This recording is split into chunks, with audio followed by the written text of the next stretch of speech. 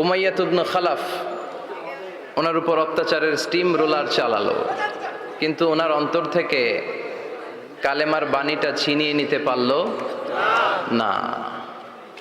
মুসা আলাইহিস সালামের উপর অনেক অত্যাচার চালিয়েছিল ফিরআউন, কিন্তু অন্তর থেকে ঈমানকে ছিনিয়ে নিতে পারে নাই। সাইয়েদনা বেলালকে উত্তপ্ত মরুভূমির মধ্যে শুইয়ে দেয়া হলো, পিঠ জ্বলে যাচ্ছিল, পুড়ে যাচ্ছিল।